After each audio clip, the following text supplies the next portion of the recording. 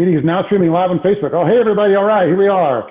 All right, we are going to try and stream this live. I'm doing this on my personal page, and then we're going to share this into Joanne's and Matthew's, and also that's going to be shared in the Property Management Mastermind group. And I got a note today from Gail Phillips with NARPM that we're going to be sharing with the NARPM discussion group. So bear with me while I put all this out. If Joanne and Matt could introduce themselves real quick, 15, 30 seconds, and we'll kick this off for today's update. Ladies first, Joanne. Oh, thank you, Matt. Hey, I'm Jo Oliveri. As you can tell, I'm an Aussie, but I live here in California. And probably what best describes me is I'm a global property management business consultant. But, you know, like I've worked here in the US and in Australia, so I've got a really good handle on all markets, and we're here to help.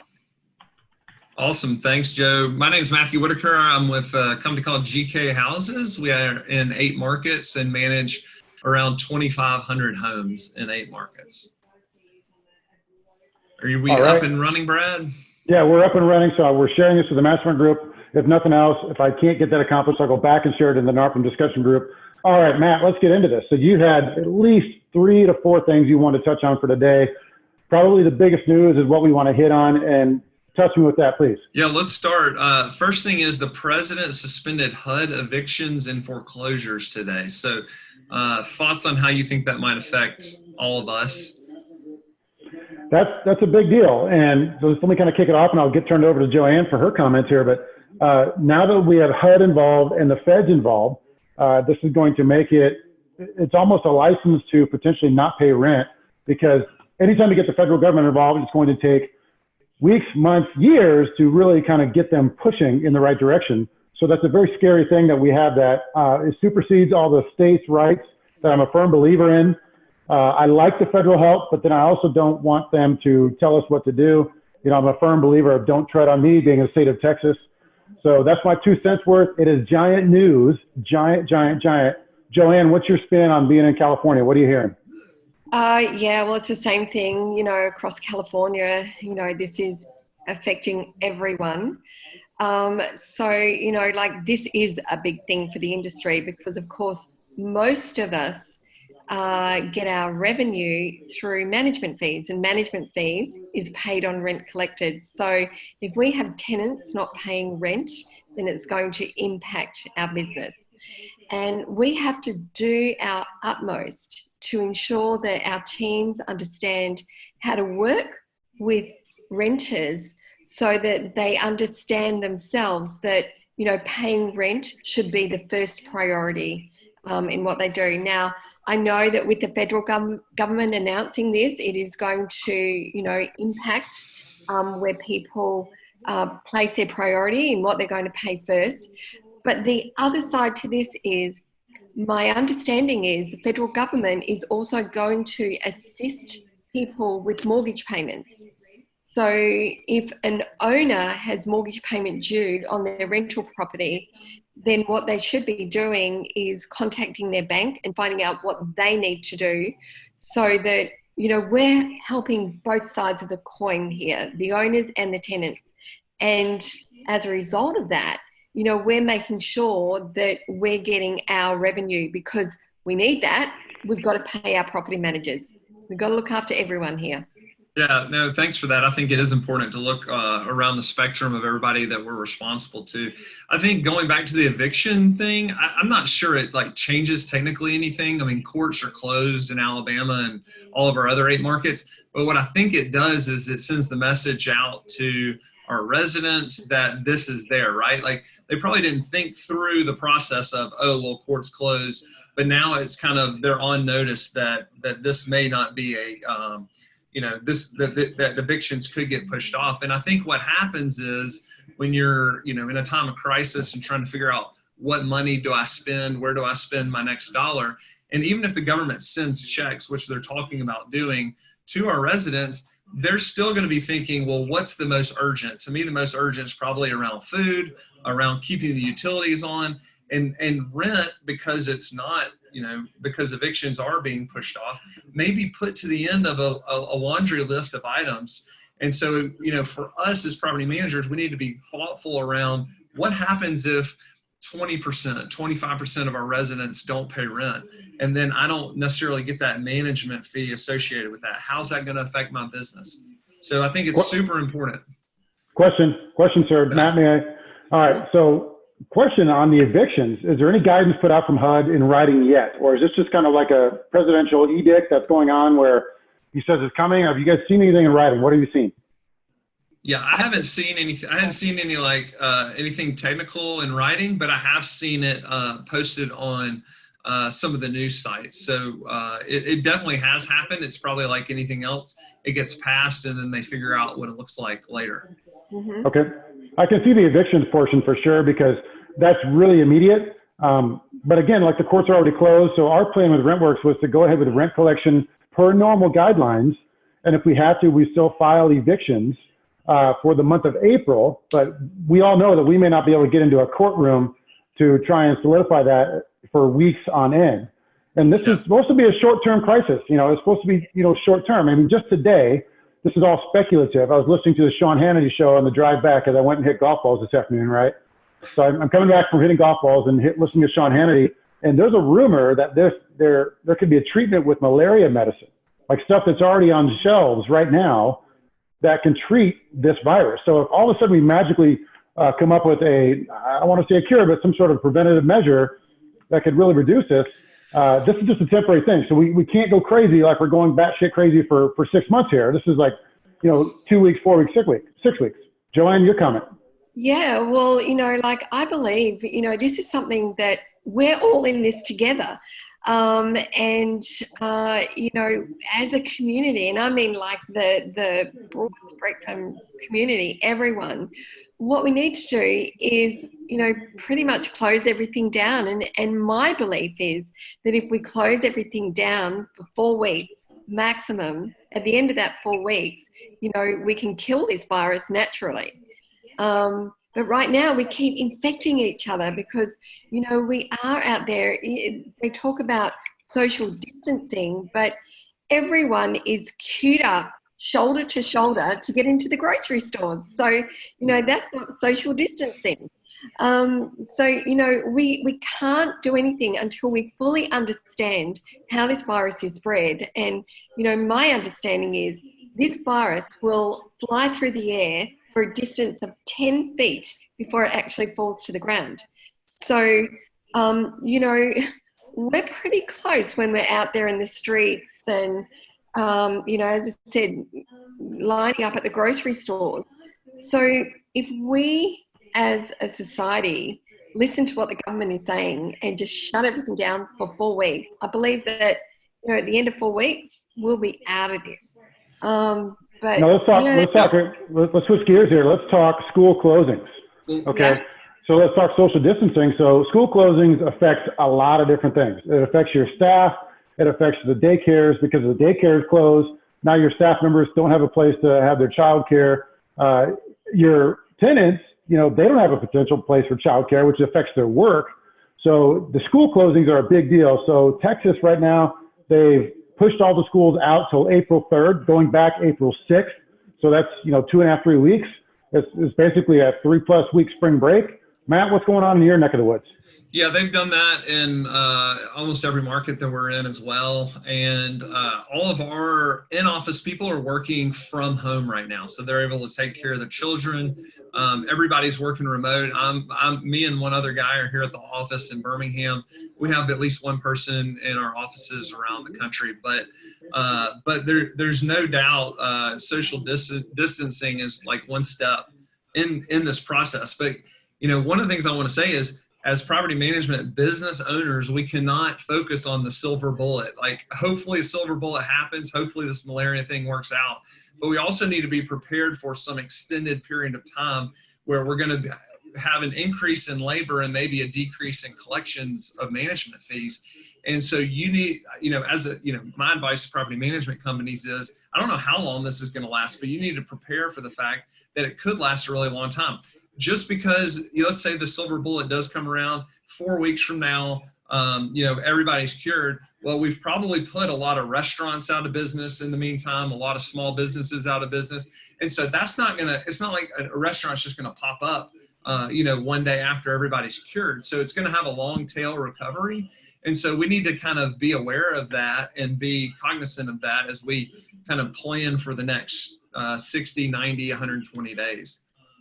Yes, I agree. This is something that no one knows what the future holds.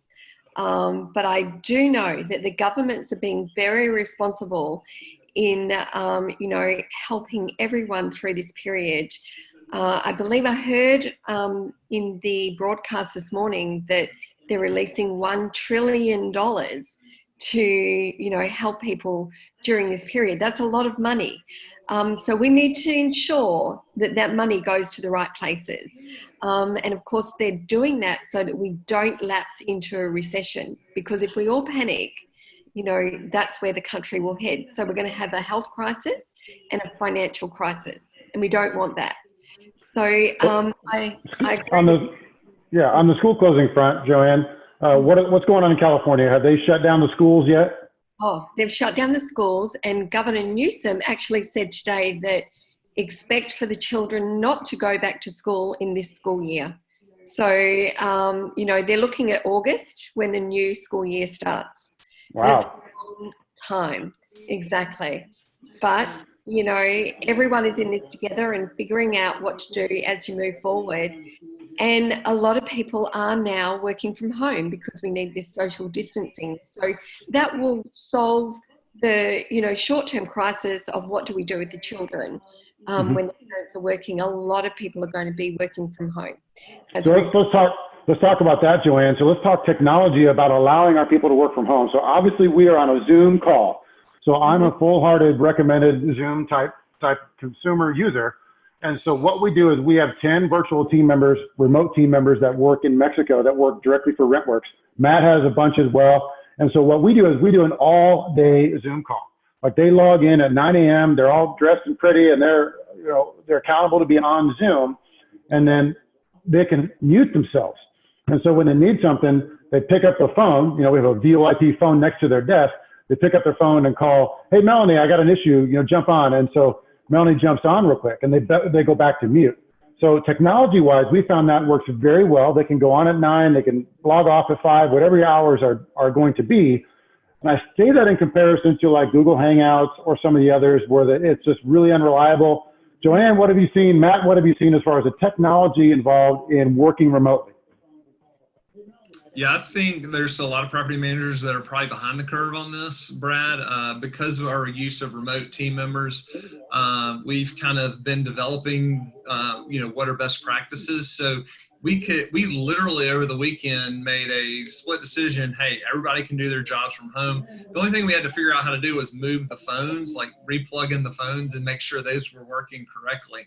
So, if we've learned anything from this, it is, as a property manager, we need to be constantly updating our technology because, this may not be this type of event that happens. And the last thing you want to do is be put out of business by something that happens, at the local level, even on a small scale, like a tornado blowing through. So I've had some friends that are in Nashville that have had business disruptions because of the tornadoes that blew through, a month or so ago.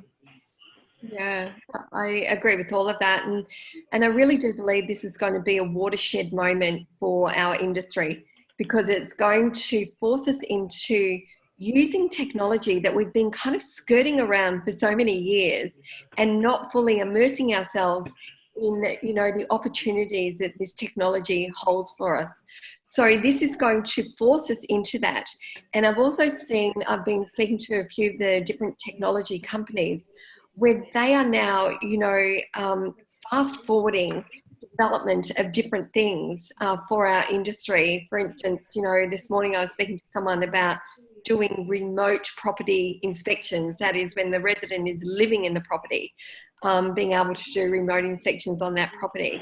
So there are all sorts of opportunities for us to be able to work remotely, both using technology and using VAs. And we've recently launched a service for VAs as well. So I think that, we've got it all there. It's now just figuring out how do we remain relevant and, even more kind of like for the owners, more value and benefit for rental property owners with this change, this forced change in what we do. And like I said, this is our watershed moment. I think from this, we're going to emerge stronger and just better. So here's another question for you. This is one on Matt's hit list. What is this going to do to some of the other companies that may not be well established, and what can they do? So Matt, you mentioned some, hiring freezes, SBA loan programs. I mean, touch on that since you did some research there. Yeah, actually the Senate just passed this right before we jumped on, and I think some things that people need to be aware of. First is the most exciting thing for us as small business owners is that the Senate did approve a SBA-backed loan program. And basically what it's going to allow us to do with very little, paperwork, everybody gets all tied up in the SBA paperwork, with very little paperwork, go to a bank, and the bank can give us up to 6 weeks of our payroll. So we need to prove to the bank what our payroll was over some, recent 6 weeks period of time. And then they're going to give us a loan at a very low interest rate up to that much. So this will help us cover any sort of like management fee shortfalls. And the SBA is backing the bank 100%. So if anybody knows how the SBA works, generally it only backs a percentage, 75%. But they're saying, hey, we're backing 100% of this, so it's at no risk to the bank. So they're going to be giving that money away for us to kind of deal with this crisis. One of the things I would say to everybody is go ahead and start working on this with your bank. I reached out to my bank today. I've already, I actually made him aware of the program. So you want to be kind of first in line when this comes. And they may be learning on you, but you certainly want to get funded as quickly as possible. I think any way you can get cash at this point to make sure that you can weather the storm, we know this is going to come back. It's a short-term cash flow hit for all of us. But at the end of the day, there's going to be winners and losers, and the winners are the ones that are going to prepare before it and then weather the storm and then have all the opportunities on the back. The other thing I think is really important about what they passed, and I'm not 100% sure about how this works, but it has to do with anybody who has contracted the virus, that as a business owner, we have to give them 2 weeks of PTO for companies under 500. Now, I don't know if there's also a minimum, like maybe above 50. We're above 50, so this affects us. In other words, I'm pretty sure as I say this, that we're going to be required to give everyone PTO that contracts the virus. We were probably going to do that anyways, just because we have great team members. We don't want to lose them. It's a humane thing to do. So just so you know that. That's good stuff, because what we want to do, Joanne, I'm going to have you comment here because you see a lot of different businesses. What are some of the restrictions and rules for working from home? How do we get the productivity out of our team members? And again, I can make the argument, do we really need to supervise them? The right people in the right seat of the bus don't need to be supervised and don't need to be motivated, don't need to be disciplined, that type of thing. We can put that aside. But let's say, just for sake of, Big Brother, because a lot of business owners and property management companies, they're used to having this kind of supervisory role of their staff members. So where do we find the happy medium in the technology and the Big Brotherism and the supervisory and the micromanagement? All of the fancy buzzwords you're going to put on that. Where do we find the happy medium to allow people to do what they got to do, to one, protect their families, protect themselves, and also to do the job that we need done? Any comments on that? Yeah, I think the thing that we have to remember here is common sense and be proactive. Again, we're all in this together, and we're figuring out things as we go along. And I think that, within a week or so, everyone will be working from home. That's a reality that's about to hit us. And in working from home, what we'll be doing over the next few weeks is just keeping things rolling along. We won't be proactively doing the on-site inspections that we were doing. I also recommend that if anyone has tenants moving out at this period, that they contact those tenants and see if they want to extend their lease. Because I can assure you that, tenants don't want to be out there looking for new rental properties during this crisis. So we need to be a little bit more proactive in our thinking. Now, by doing that, it means we're not going to have the vacate inspections that will be, rolling on as a result of people moving out or having to show those properties to, re-rent them. So, I think here common sense prevails. We need to look at what we can do now to stop work being necessary in the next, few weeks. I'd like to comment back on that, because to jump on that point you made, the renewal process. So one, we're not going to force tenants to allow us to do a renewal inspection. If they allow us to do that and they say it's okay, we will allow our team to do that. They'll take the necessary precautions, gloves, booties, stuff like that. Matt, we touched on that a little bit yesterday. We'll allow that, but we also potentially, we're more likely to just push it. Like let's push a 30 or 60 or 90-day extension, just give it to you, without raising the rent. We'll just give you the same extension and kind of push this down the road. So working smart, Joanne, to jump on your exact point there, that's how we plan on doing that, is just pushing those renewals further on into April, May, June, just kind of when this thing calms down. We don't really have a set timeline, but that way we're not putting anybody in a weird position of being vacant. All right, so Matt, you're probably going to hone in on the same thing. I want to switch gears real quick and let's talk showings. So the people that are doing in-person showings, are they hurting? So where I'm going with this is we have 3 softwares that I know of to do showings outside of the normal. There's the Show Mojo, there's Rently, there's Tenant Turner. We use Tenant Turner. You guys may have experience with other vendors. I think they're all fantastic, right? There's probably an equivalent in Australia and New Zealand as well. That allows the unaccompanied vacant home showings. So if you're, depending on your business, you show occupied rentals with an agent, you're going to be in trouble. Yeah. Matt, what are your comments? We've actually gotten some pushback already from residents saying, we don't want anybody in our home. I kind of understand that. Like, just random people coming to your home doesn't feel right at a time like this. So we've actually suspended all occupied home showings with agents. We are showing vacant homes, and we use Rently lot boxes to do that.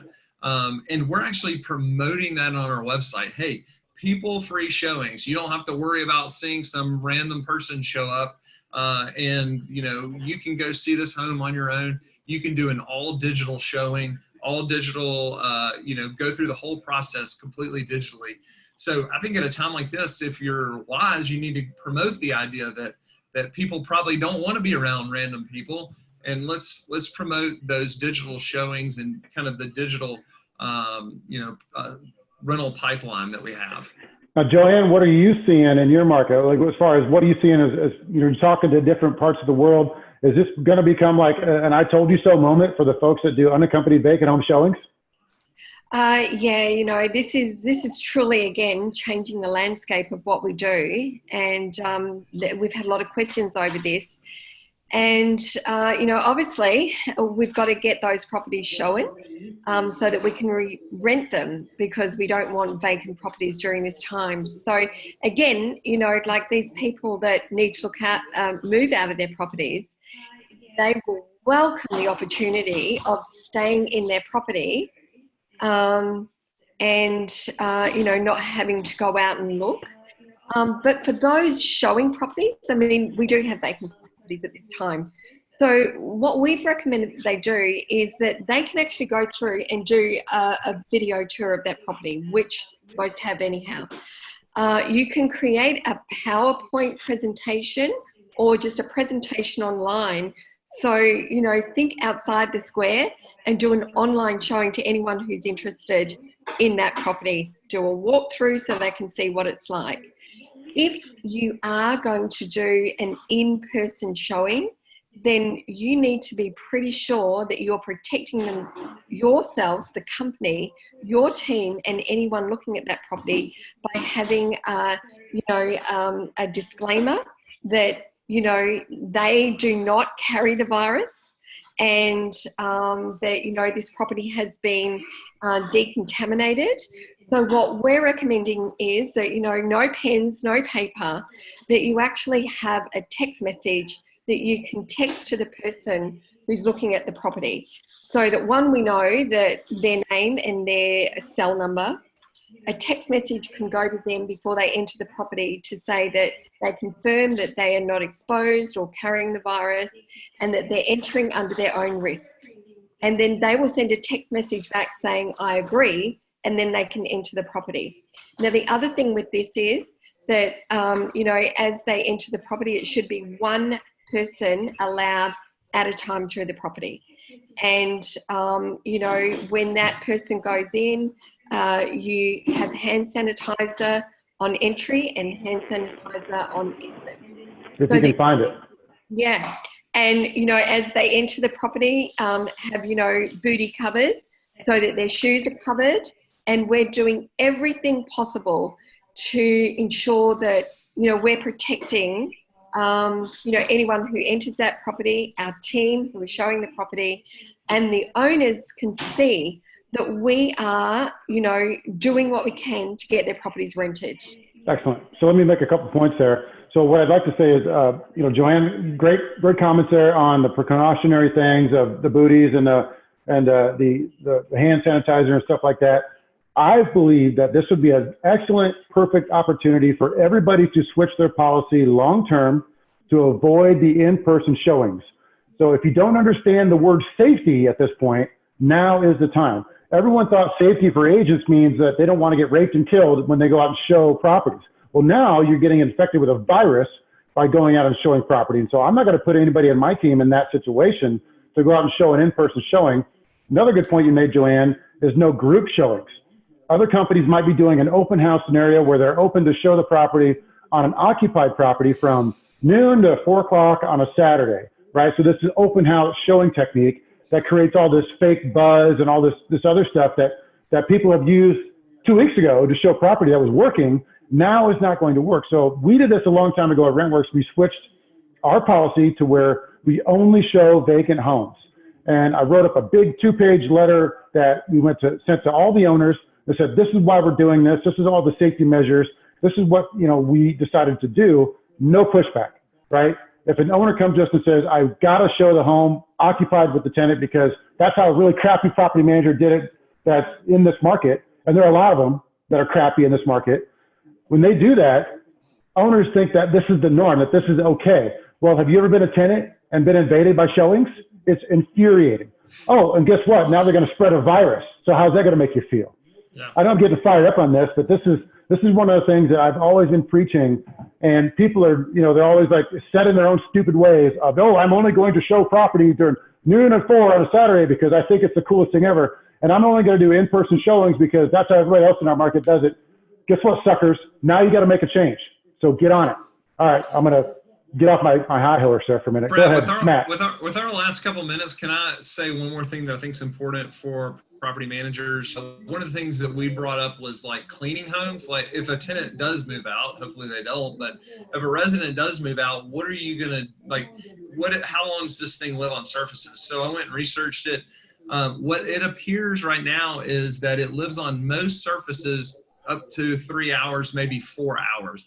With the exception of cardboard, it lives 24 hours. And on plastic and stainless steel, which, you know, you're talking about refrigerators, it lives up to 3 days. So, you know, one of the things we need to be talking about is when a resident moves out, what are we going to do in terms of, do we leave it there? Do we hire a professional company to come in and, you know, and sanitize this thing? You know, we're still having that conversation internally, but I think it's something everybody, you know, if we're here to help, everybody needs to have that conversation internally on what's the best kind of course of action to make sure the home's clean and safe. And we may not have all the answers right now, so we're up against a time hack. We wanted to keep this at 30 minutes, 4:30 to 5 o'clock. We could continue to talk about this thing for hours and hours, but we're going to jump on again tomorrow at 4:30 Central Standard Time, talk through some more of these issues. We'll research some of the cleaning methods. You know, I did a podcast this morning with Phil Owen from Pros about the inspection method, so I can touch on that tomorrow. So Joanne, Matthew, I wanted to thank you guys for coming on real quick. Appreciate your insights. And, you know, we're going to keep doing this every day to try and see if we can get further information out there to the group. So appreciate your efforts on this, and thank you so much. Yeah, thanks, Brad. Bye.